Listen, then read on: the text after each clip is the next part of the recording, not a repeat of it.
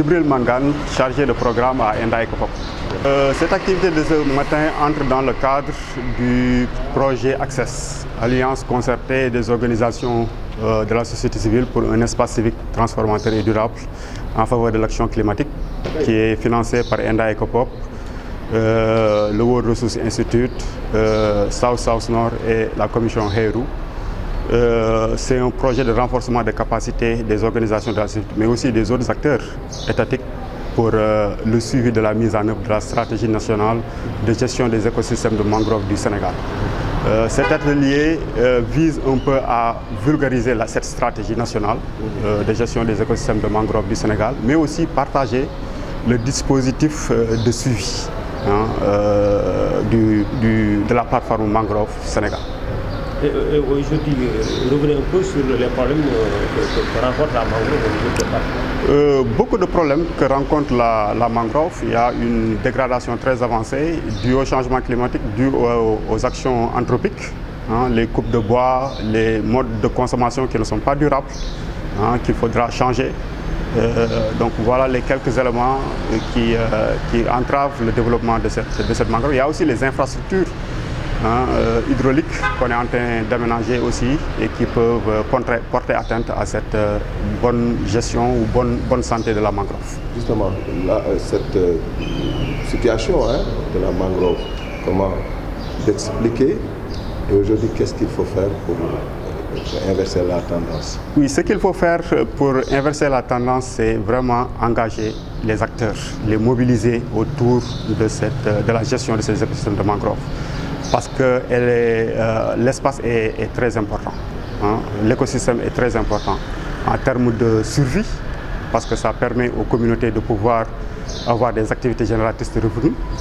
Ça permet aussi aux établissements humains d'être conservés, parce que ça freine l'avancée de la mer sur le continent, les inondations, etc., les forts vents, mais aussi joue un rôle capital dans le changement climatique, dans la réponse au changement climatique, parce que ça permet de séquestrer le carbone. Donc c'est un espace qui permet d'atténuer les émissions de gaz à effet de serre. Donc vraiment, c'est une mobilisation des acteurs étatiques, des acteurs non étatiques pour conduire des actions de restauration, de préservation et de valorisation. Cette stratégie nationale entre dans ce cadre-là. L'État donne les voies, donne les orientations.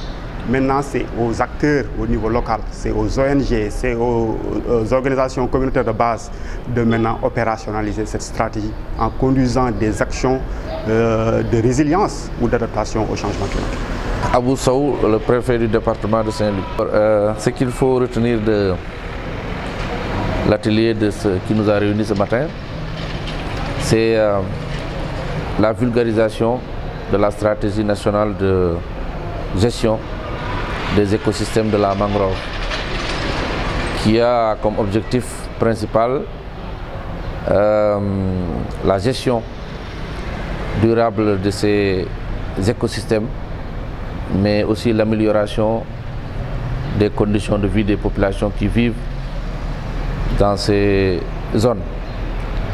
Il s'agit donc pour nous de mettre ces communautés au cœur de cette action, pour leur permettre de comprendre que le maintien de cet écosystème est bénéfique sur le plan environnemental pour l'ensemble du pays, mais également leur permettre une vie plus décente et durable par l'exploitation responsable de ces écosystèmes. Donc il s'agit de réunir aujourd'hui tous les acteurs pour les sensibiliser, mais pour également faire en sorte que les mécanismes de suivi qui sont contenus dans la stratégie soient vulgarisés et soient également compris, surtout par les communautés qui vivent au jour le jour dans ces zones. C'est important parce que l'État l'a compris depuis plusieurs décennies que la préservation de ces zones est un défi. Et pour cela, je voulais remercier Enda d'avoir pensé à notre département pour tenir cette activité. Parce que dans les zones de mangrove, contre le Sénégal. Nous en avons la plus petite superficie, environ 2800 hectares. Mais c'est ici que le défi de la préservation se pose le plus, mais également la compréhension des enjeux qui sont liés à la gestion de ces zones humides. Donc c'est important que cet atelier se tienne ici et je voudrais pour cela remercier ENDA d'avoir pensé au département de Saint-Louis pour y tenir cette importante activité.